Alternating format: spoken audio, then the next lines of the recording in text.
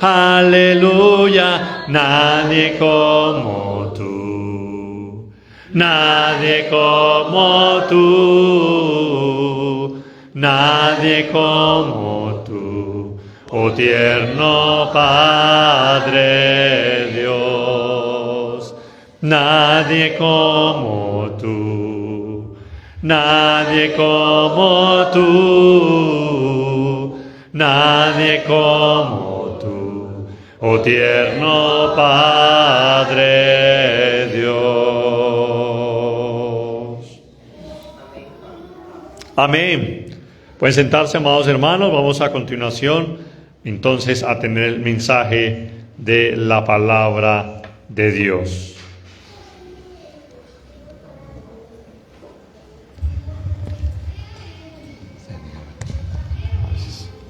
Buen día, hermanos, hermanas, amigos que nos acompañan también. Y creo que nosotros al cantar al Señor, poner todos nuestros sentidos, meditamos en los mensajes que encontramos en las alabanzas y en este himno que acabamos de cantar, donde le decimos al Señor que no hay nadie como Él. Yo creo que tenemos razones de sobras para decirlo.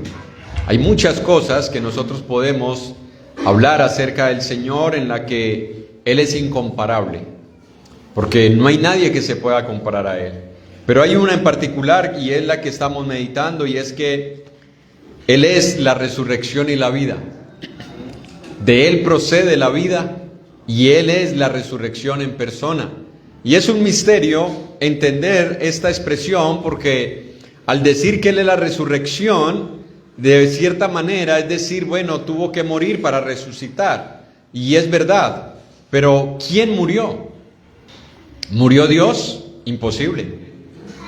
Dios no puede morir, porque Él es inmortal, de Él procede la vida. Y Cristo es Dios. Entonces, tratar de entender a veces esas enseñanzas, esas doctrinas, se hacen un poco difíciles. Pero creo que más que tratar de entenderlas es creerlas y es apoyarnos y confiar en esas promesas que Él nos ha dado de que un día todos nosotros vamos a morir. Pero si hemos creído en Cristo, vamos a resucitar. ¿Pero en qué condición vamos a resucitar? Vamos a leer, por favor, el Evangelio de Juan, capítulo 5, antes de ir a el capítulo 11, donde hemos estado meditando y donde, si Dios lo permite, continuaremos el próximo domingo también. Pero en Juan capítulo 5, versículo 24 en adelante, dice la palabra de Dios allí: de cierto os digo, el que oye mi palabra y cree al que me envió, tiene vida eterna y no vendrá a condenación, mas ha pasado de muerte a vida.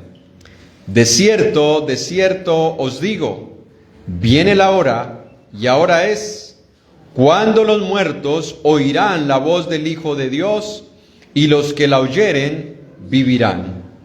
Porque como el Padre tiene vida en sí mismo, así también ha dado al Hijo el tener vida en sí mismo. Y también le dio autoridad de hacer juicio por cuanto es el Hijo del Hombre. No os maravilléis de esto, porque vendrá hora cuando todos los que están en los sepulcros oirán su voz. Y los que hicieron lo bueno saldrán a resurrección de vida, mas los que hicieron lo malo a resurrección de condenación. Entonces, ¿hay resurrección para todos? Sí, pero no en las mismas condiciones. Todos vamos a resucitar, pero no todos vamos a tener la bendición de estar en la presencia del Señor eternamente, gozando de su gloria. Algunos van a resucitar, pero para resurrección de condenación. Y la pregunta, hermanos, es: ¿dónde estaremos nosotros cuando resucitemos? Y creo que el pasaje no es difícil de entender. El pasaje se explica a sí mismo. Si tal vez alguien piensa y dice, yo no sé dónde voy a estar, ¿cómo puedo saberlo? Lea ese versículo 29 una y otra vez. Y entonces allí podré entender dónde voy a estar. Porque el pasaje es muy claro y dice, los que hicieron lo bueno, a resurrección de vida. Los que hicieron lo malo, a resurrección de condenación. Hoy que estamos vivos, hermanos, es que tenemos la oportunidad de nosotros poder creer en Cristo, de poder aceptar el sacrificio que Cristo hizo por nosotros en la cruz, para que nosotros seamos justificados de nuestros pecados. Pero eso no quiere decir de que entonces yo de ahí en adelante puedo vivir como quiera. Todo lo que se necesita es creer en Cristo y ya. Si yo ya me convertí al Señor, de ahí para adelante estoy completamente seguro de que no iré a condenación. No es así, hermanos, porque la evidencia de que yo he creído en Cristo no es la fe subjetiva, sino la fe obediente. La evidencia de que yo he creído en Cristo y que he resucitado entre los muertos es que ya no vivo como vivía antes de conocer a Cristo, sino que ahora vivo como una persona que tiene una nueva vida y que ahora no quiere desagradar a aquel que murió por él y le resucitó. Vamos entonces a Juan capítulo 11.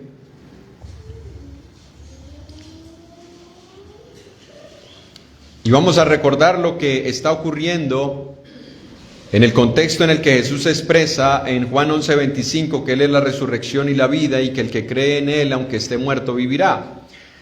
Lo que nosotros estamos viendo, hermanos, es que ha muerto Lázaro, estuvo enfermo, estuvo durante unos días bastante difícil la situación en casa de Marta, de María y de Lázaro. Hubo llanto, hubo tristeza, hubo dolor, hubo sufrimiento, hubo un deseo, un anhelo porque el Señor llegara y pudiera resolver la situación, pero no ocurrió. Y eso es lo que muchas veces nosotros experimentamos y choca a veces con una frase que usted y yo hemos escuchado mucho acerca de Dios, que es verdad, y que tal vez esa frase choca con la situación que están experimentando acá. ¿Cuál es esa frase? Esa frase es, Dios es amor. ¿Cuántas veces lo hemos dicho nosotros? Lo cantamos, ¿no es así? O hay personas que nos lo dicen a nosotros, lo vemos nosotros en calcomanías, en anuncios, lo vemos nosotros en estampados en las camisetas de personas que las llevan por la calle, lo vemos nosotros a veces en regalos que nos hacen, cuando nos quieren hacer un regalo y saben que somos creyentes, entonces nos hacen un regalo y está esa inscripción allí, Dios es amor. ¿Lo creemos? ¿Sí o no? Si esa frase es así, es paradójico que Dios sea amor, Cristo es la manifestación de Dios en la carne y que Él permita que aquel a quien Él amaba se enfermara y posteriormente muriera. Entonces choca la idea, porque si Dios es amor, uno esperaría que aquel a quien Dios ama, todo le salga bien.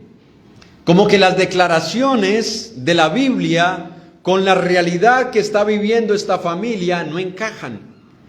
Porque ¿cómo es posible que si Lázaro es amado por Jesús, Jesús ni siquiera haya decidido volver a Betania, un camino que le demoraría aproximadamente mediodía, no más? No se hubiera demorado más tiempo, 3 kilómetros de distancia. No se hubiera demorado mucho en llegar allí, caminando lentamente, acompañado de sus discípulos, y que Jesús hubiese preferido quedarse en Jerusalén 4 días. Que Jesús hubiese preferido quedarse allí antes que atender la petición de esta familia que muchas veces lo acogieron, lo recibieron, lo atendieron, le dieron de comer, estuvieron con él, le acompañaron, y que Jesús no hubiese hecho nada para evitar el dolor de Marta y de María, para evitar el sufrimiento o la agonía de su amigo Lázaro. El dolor de esta familia fue real. Ellas sufrieron viendo a su hermano allí. Lázaro sintió los dolores de la enfermedad, porque no fue que le dijeron, mira, Lázaro se murió, estaba ahí acostadito, le dio un infarto y se murió. No, ellas le mandan la razón. Lázaro, al que tú amas, está enfermo. Hermanos, ¿cómo nos sentimos nosotros cuando nos enfermamos? ¿Cómo nos sentimos? Afectados.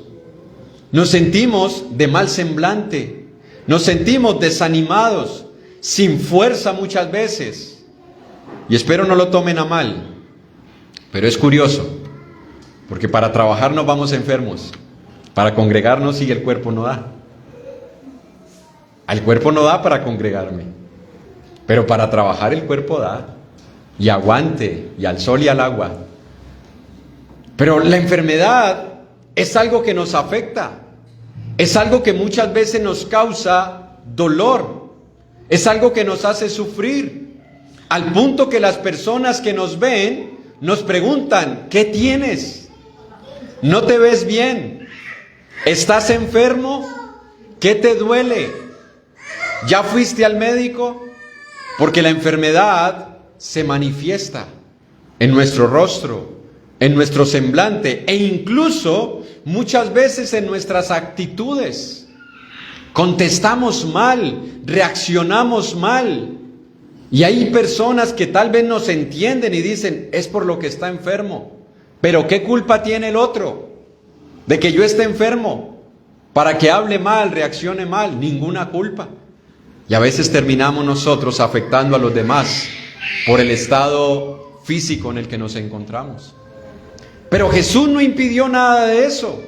No sabemos cómo fue el ambiente en esa familia en esos días. No sabemos qué ocurrió. No sabemos si hubo reproches. No sabemos si hubo dificultad entre ellos. ¿Por quién cuidaba a Lázaro? Cuídalo tú. Yo ya lo cuidé anoche, estoy desvelada. No, yo voy a hacer la comida. ¿Y quién se encarga entonces de traerla? No sabemos qué ocurrió en esa familia. Lo cierto es que Jesús no evitó ninguno de esos sufrimientos. Lo cierto es que Jesús no dio una buena respuesta a las expectativas que ellas tenían cuando le enviaron la información. Tu amigo Lázaro, al que tú amas, está enfermo. ¿Qué esperaría usted, hermana? Le hago esta pregunta, hermana, las que tienen el esposo. Cuando usted está enferma y le dice a su esposo que se siente mal, ¿qué es lo que usted le quiere decir a él? ¿Usted simplemente le está dando una noticia como en el noticiero? ¿O usted está esperando que él pregunte, ¿qué tienes? ¿Qué te traigo? ¿Vamos al médico? ¿Qué te duele? ¿Qué puedo hacer por ti? ¿Esperan eso o no, hermanas? O simplemente, no, le estoy informando. Bueno, lo mismo ocurre aquí. Cuando ellas le mandan la razón a Lázaro, a Jesús, tu amigo al que tú amas está enfermo, ¿qué están esperando ellas? Que Jesús hubiese dejado cualquier cosa que estaba haciendo y hubiese decidido ir a Betania para sanarlo. Esa era la expectativa de ellas. No simplemente le mandaron no, queríamos simplemente informarte que él se enfermó, pero tú sigue allá. La expectativa de ellas era, Jesús vendrá en cualquier momento. Él sacará el tiempo porque Él ama a nuestro hermano Lázaro y vendrá y pondrá sus manos o simplemente orará o simplemente lo tocará o simplemente le dará una orden y nuestro hermano Lázaro se levantará, porque Jesús puede sanar o podía sanar de cualquier manera. En una ocasión sanó a un ciego de nacimiento escupiendo en el suelo y haciendo barro, porque no podemos caer en la superstición. de pensar de que hay una fórmula mágica con la cual Dios sana. El Señor lo puede hacer utilizando cualquier medio, pero Jesús no fue. Jesús no estuvo en esa casa y ellas tuvieron que sufrir la enfermedad de su hermano y posteriormente tuvieron que sufrir la tragedia de la muerte de un ser querido. Es en ese ambiente, hermanos, es en ese contexto en el que Jesús dice: yo soy la resurrección y la vida. El que cree en mí, aunque esté muerto, vivirá. Ahora, vamos a ver la llegada de Jesús a Betania, porque Él sí llegó a Betania. No cuando ellas lo esperaban, pero el Señor llegó a Betania. En el versículo 17 del Evangelio de Juan, capítulo 11, Juan 11, 17,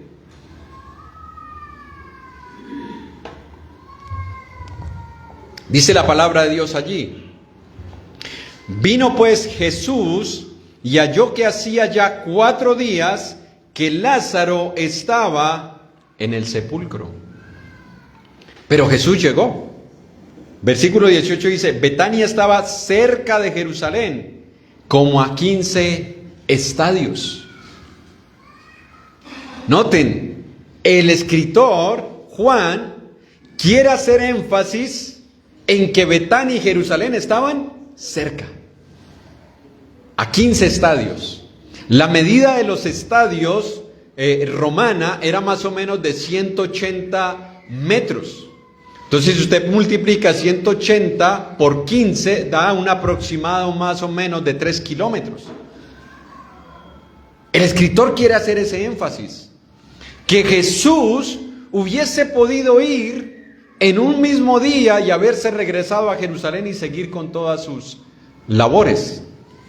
Pero Jesús no fue cuando ellas lo llamaron. Pero Jesús sí fue a Betania. ¿Qué nos enseña esto, hermanos? Esto nos enseña que a veces el Señor nos hace esperar. A veces el Señor no responde cuando nosotros le estamos clamando en el momento.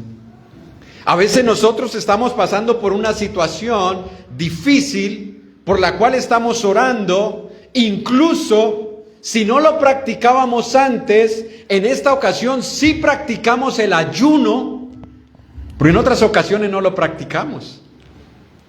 El ayuno se ha convertido para muchos como en el arma que fuerza la mano insensible de Dios. Es decir, como Dios no me contestó, voy a ayunar para que tú veas que yo estoy ayunando y sientas compasión por mí. Y entonces practicamos el ayuno como forzándole el brazo a Dios. En otras ocasiones no lo hacemos. En otras ocasiones no lo practicamos. Y aunque le enseñamos a otros y le decimos: hermano, ayune, yo no lo practico. Caemos en la condición de los fariseos, que colocaban cargas pesadas sobre los demás, pero ellos no las querían llevar. Y así a veces nos volvemos. Pero el Señor no respondió ese llamado de los discípulos, de ellas, de Lázaro, de su familia, sino que hubo un silencio de 4 días. ¿Cuánto se convierte el tiempo cuando usted está esperando algo con ansias? ¿Usted no siente que como que el reloj avanza muy lentamente? ¿Usted no siente como que el tiempo se detiene? Y usted dice: ¿pero a qué horas va a llegar? Es como cuando usted tiene mucha hambre, se va a un restaurante, pide el almuerzo y se demoran un poco. Y usted se impacienta y ve que el mesero o la mesera está repartiendo en las otras mesas y usted se impacienta más. Incluso a veces llegamos a reprochar y le decimos a la persona: vea, ¿y mi pedido? ¿Usted se imagina lo que sintió esta familia al empezar a ver pasar las horas y que Jesús no llegaba? Y tal vez asomándose de vez en cuando si veían por allá a lo lejos una figura acercándose. O tal vez pendientes si escuchaban el bullicio de la gente anunciando la venida de Jesús. Tal vez consolando a Lázaro y diciéndole: tranquilo, hermano, el Señor te ama, Dios es amor, Jesús va a venir.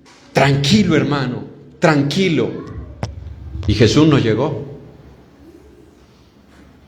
¿Cuántas veces el Señor nos ha hecho esperar? ¿Cuántas veces el Señor ha guardado silencio? Ahora, ¿por qué Jesús esperó? ¿Por qué no regresó inmediatamente? ¿Por qué no tomó un poco de tiempo para haber regresado a Betania, sino que decide quedarse en Jerusalén?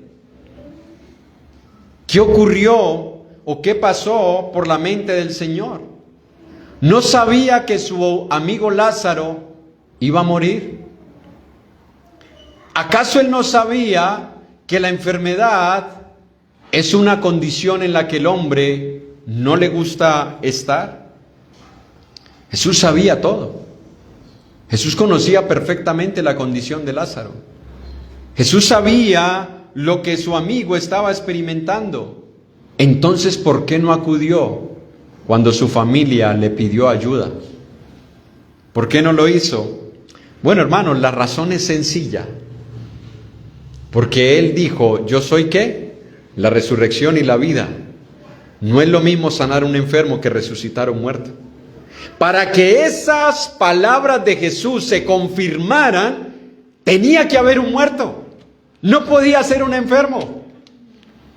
Tenía que dejarlo morir para poderle resucitar y que la gente pudiese creer que realmente Él es la resurrección y la vida. Si Jesús hubiese sanado a Lázaro desde Jerusalén, que lo hubiera podido hacer, como hizo con el siervo del centurión, Jesús no tuvo que ir a su casa.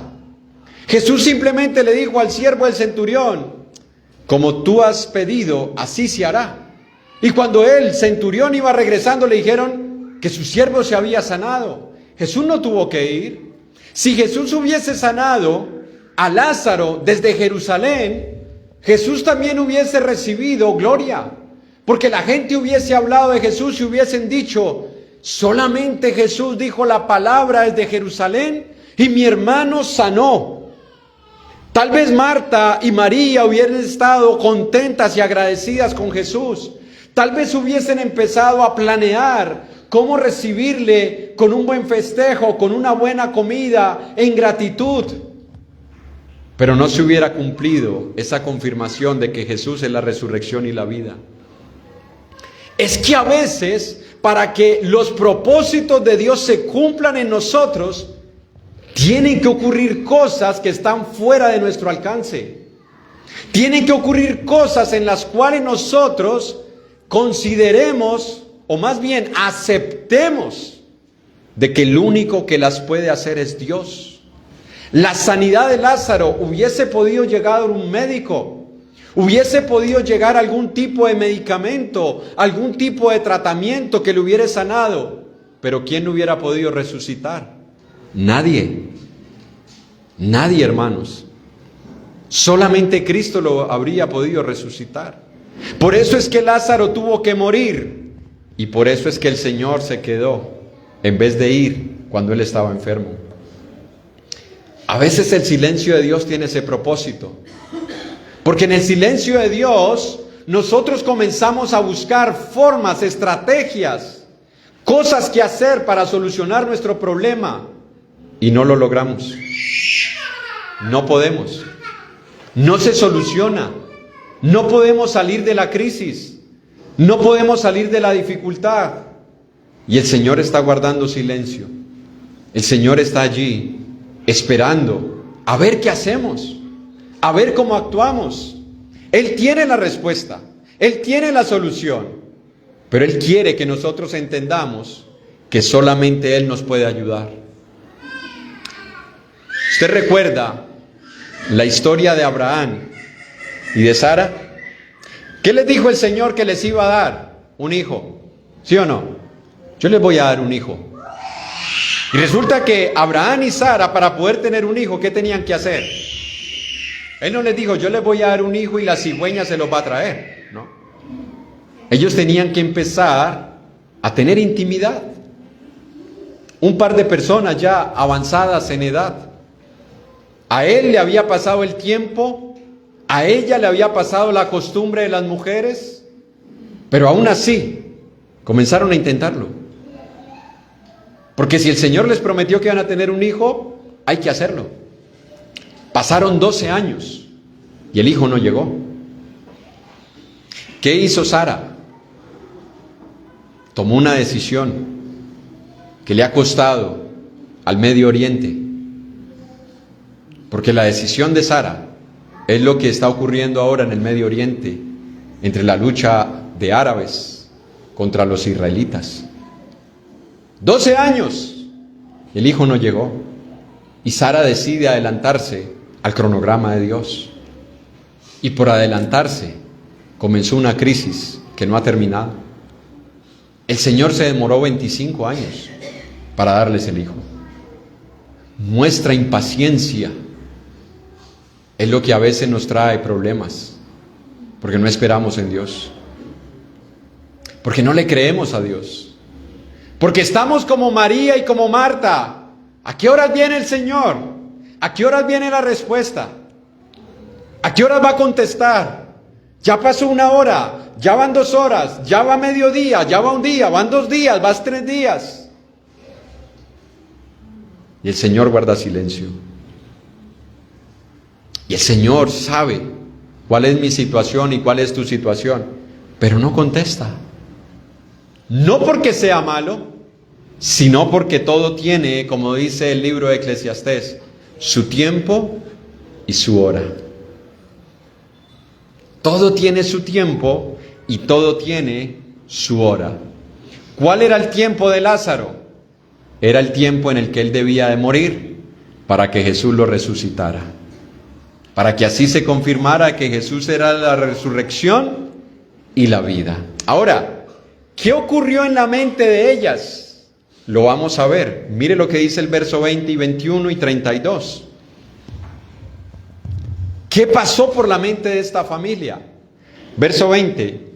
Entonces Marta, cuando oyó que Jesús venía, salió a encontrarle. ¿Pero María qué? Guarde eso en el chip. María se quedó en casa. Verso 21. Y Marta dijo a Jesús: Señor, si hubieses estado aquí, mi hermano no había muerto. Ahora pase al versículo 32. María, cuando llegó a donde estaba Jesús, al verle, se postró a sus pies diciéndole: Señor, si hubieses estado aquí, no habría muerto mi hermano. ¿Qué hay aquí? Aquí hay un reproche velado. Aquí hay un reproche velado hacia Jesús. Si tú hubieses venido cuando nosotros te mandamos a llamar, mi hermano no hubiera muerto. Tú no viniste, Señor. Tú no respondiste cuando nosotros te mandamos la información. ¿Y cuántas veces le hemos reprochado al Señor? Es que si el Señor hubiera hecho esto, es que si el Señor... Pero no lo hizo y ahorita estoy así, estoy peor y mire mi situación. Y de alguna manera reprochamos las decisiones del Señor. Pero es curioso algo, yo le dije que guardara en su mente el versículo 21. Dice que Marta fue al encuentro de Jesús, pero María decidió, porque dice se quedó, decidió quedarse en casa. Usted recuerda cuando Jesús visita a esta familia, ¿quién está a los pies de Jesús y quién está ocupado haciendo otras cosas? María está a los pies de Jesús. Y Marta está en muchos quehaceres. La consagración de María versus la actividad en muchas ocupaciones de Marta. Uno esperaría que la persona que primero hubiese ido a encontrarse con Jesús, ¿quién hubiese sido? ¿Marta o María? María. A veces nosotros tenemos vidas piadosas, consagradas, pero que flaquean ante una crisis. Cuando viene la crisis, toda esa vida de piedad que teníamos flaquea, porque toda nuestra vida de piedad la desarrollamos cuando nos iba bien, cuando no teníamos problemas, cuando la relación de pareja estaba bien, cuando los hijos estaban pequeños y los podíamos controlar, no cuando habían caído en el pecado, cuando el trabajo nos producía lo necesario, cuando yo estaba sano en mi cuerpo, cuando no tenía problemas con nadie. Allí desarrollé mi vida de piedad. Pero cuando enfrenté la crisis, es donde realmente uno se da cuenta si su vida de piedad era una apariencia o si realmente estaba cultivando virtudes espirituales que lo mantuviesen fuerte cuando llegaran las tormentas. María, quien se sentó a los pies de Jesús, no fue a recibirle de primero, sino que fue Marta. A veces nosotros juzgamos a aquellos que están muy activos y que no los vemos tal vez todos los días reunidos, todos los días devocional, y decimos, no es fuerte espiritualmente. Pero ante las crisis es que nos damos cuenta quién es fuerte espiritualmente. No juzguemos según las apariencias. No creamos que tener una aparente vida de piedad es lo que nos va a sostener ante la crisis. La verdadera comunión con Dios la conoce el Señor y yo. Hay cosas que dan indicios de cómo estamos, por supuesto. Pero cuando usted y yo realmente tenemos una vida de piedad en la que nos estamos preparando, fortaleciendo para las crisis, tiene que venir una crisis para que nos demos cuenta si realmente somos fuertes. No puede venir en otra situación. Por eso el Señor esperó 4 días. Porque estaba haciendo un trabajo en esta familia. Pero Marta, cuando escucha que Jesús está entrando a Betania, decide ir a su encuentro. Y va con ese reproche velado: Señor, en palabras colombianas, si me lo permiten, si tú hubieras venido cuando nosotros te llamamos, mi hermano Lázaro estaría vivo. De alguna manera hay una incógnita. ¿Por qué no viniste antes? ¿Por qué no respondiste antes? ¿Por qué no lo sanaste? ¿Por qué lo dejaste morir? Y es la pregunta que muchas veces nosotros nos hacemos cuando estamos pasando por un problema. Señor, ¿por qué no has contestado mi petición? ¿Por qué no has solucionado la crisis por la que yo estoy pasando? Usted recuerda que en una ocasión en el Evangelio de Marcos, vaya por favor a Marcos capítulo 4, los discípulos están con el Señor. En Marcos capítulo 4, versículo 35 en adelante, los discípulos están con el Señor y ocurre una tempestad. Ellos están atravesando el mar de Galilea o el mar de Tiberías, dependiendo de qué región o de qué parte usted se encontraba, así se le había dado el nombre. Y dice, aquel día cuando llegó la noche les dijo, pasemos al otro lado. Y despidiendo a la multitud le tomaron como estaba en la barca, y había también con él otras barcas. Pero se levantó una gran tempestad de viento y echaba las olas en la barca de tal manera que ya se anegaba. Y él, es decir Jesús, estaba en la popa durmiendo sobre un cabezal, y le despertaron y le dijeron, mire cómo le despertaron y cómo le dijeron, Maestro, ¿no tienes cuidado que perecemos? Ahí usted encuentra un reproche velado. Perdónenme la expresión que voy a utilizar.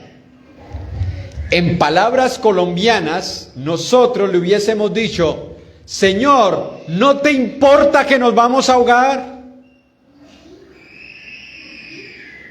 La pregunta es, ¿a Jesús le importaba a los discípulos?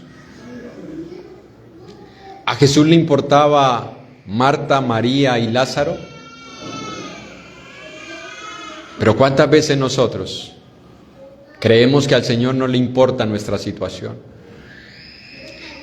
¿Cuántas veces tal vez hemos pensado que el Señor no está interesado en lo que nos está ocurriendo?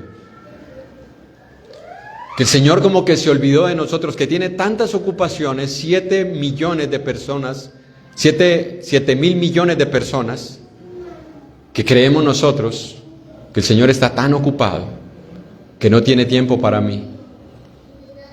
Hermano, no hay problema pequeño por el cual el Señor no se ocupe, ni hay problema tan grande el cual el Señor no pueda resolver. Nada es imposible para el Señor. Cuando tú y yo pensemos que no le importamos al Señor, porque no ha respondido a ese ruego, a esa súplica, a esa petición que nosotros le hemos hecho, no creamos, hermanos, que es por falta de interés del Señor hacia nosotros. Basta solo, hermanos, con mirar la cruz para darnos cuenta que sí le importamos al Señor. Cuando tú y yo pensemos que el Señor no tiene cuidado de nosotros, que nos ha dejado solos, recordemos la cruz. Recordemos a Jesús allí sufriendo, agonizando, para que esa duda desaparezca. Sí le importamos al Señor.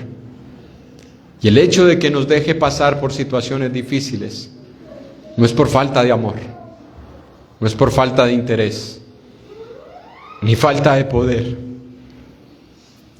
Es porque tiene un propósito, que tal vez ahora no lo entendemos, que tal vez ahora nuestra mente no acepta, no asimila, pero hay un propósito, hay una razón. Jesús no dejó morir a Lázaro porque quería que ellas sufrieran. Jesús lo dejó morir porque tenía un propósito más grande: resucitarlo, consolar a su familia y demostrarles cuánto les importaba. Dios entregó a su Hijo, a Dios le importamos. Cristo entregó su vida, a Él le importamos. Y así como Dios guardó silencio ante las palabras de Jesús: Padre, Padre, ¿por qué me has desamparado? Muchas veces el Señor nos deja clamar así: Señor, ¿qué está pasando? ¿Por qué no me respondes? ¿Por qué no me contestas? ¿Por qué no solucionas mi problema hoy? ¿Por qué me dejas en esta condición? ¿Por qué permites que yo sufra más? Esos silencios de Dios que no nos gustan, que son difíciles de aceptar, tienen un propósito. Y es que nosotros nos demos cuenta, porque Él ya lo sabe, qué clase de fe tenemos.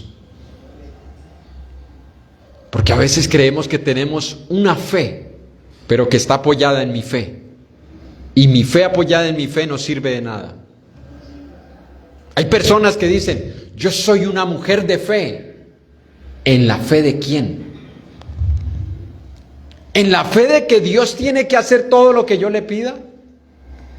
¿En la fe de que yo ando declarándole veladamente a las personas y le digo: hermano, es que usted tiene que creerle al Señor? María y Marta le creían a Jesús. Lázaro le creía a Jesús. Pero las cosas no ocurrieron como ellos querían, ni cuando ellos querían. La verdadera fe es la que espera en Dios sin reprocharlo. La verdadera fe es la que decide esperar que Dios haga las cosas cuando Él quiere y como Él lo quiere. Esa es la verdadera fe. No la fe en nosotros.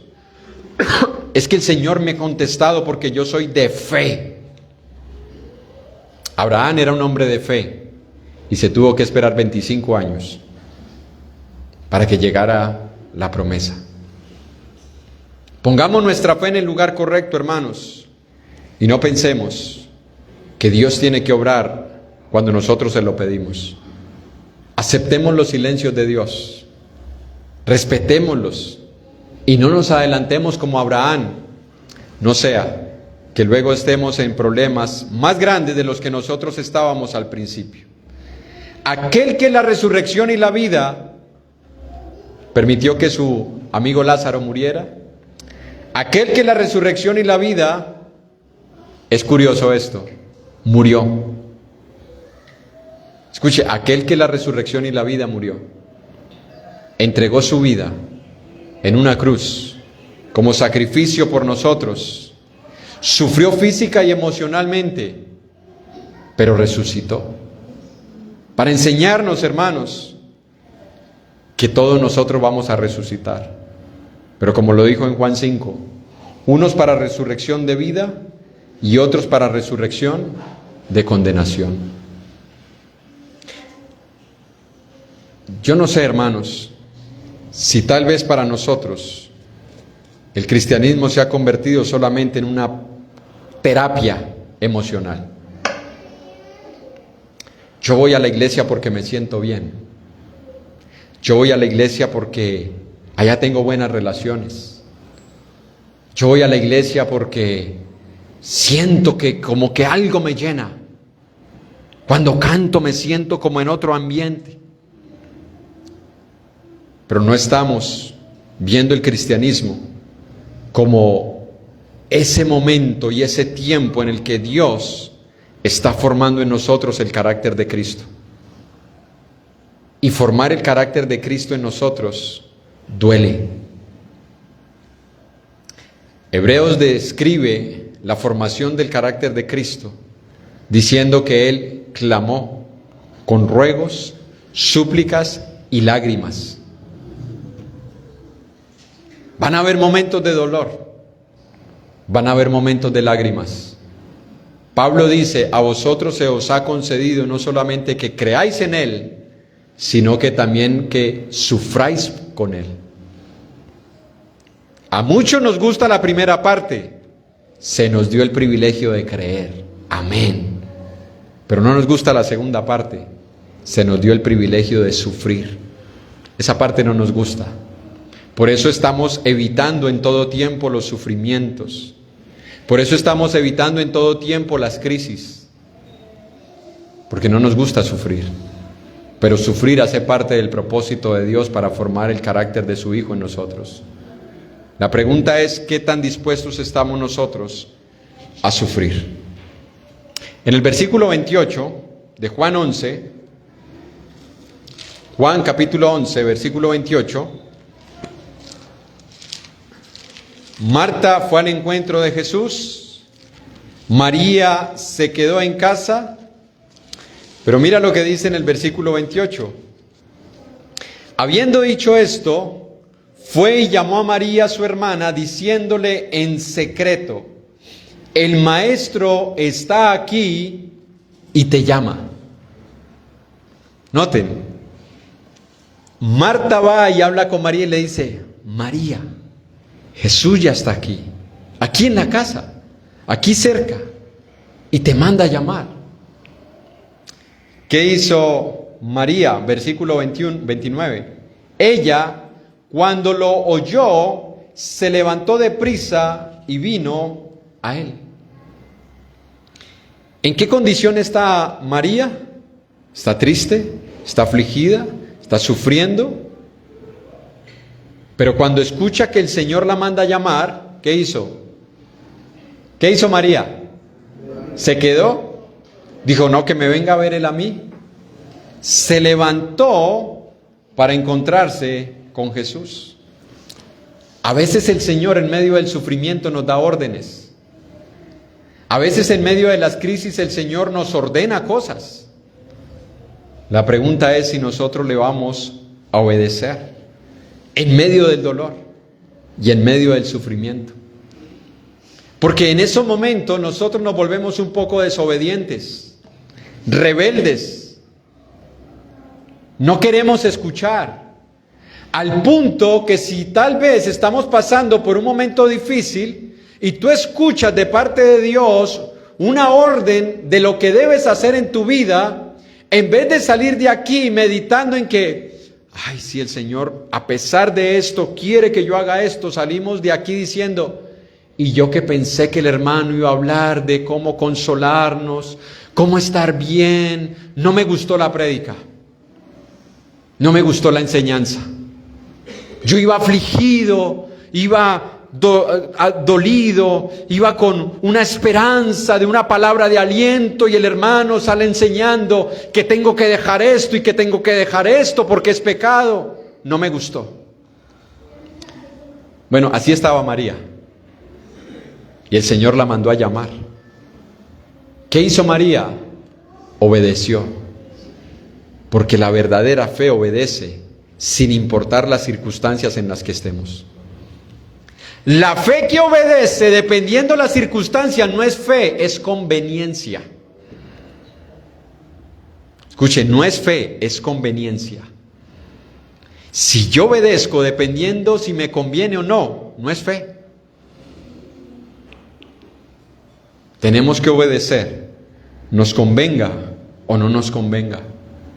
Sea difícil el momento por el que estemos pasando o no. Pero esas palabras de Jesús llegaron a María en un momento en el que su corazón estaba sensible.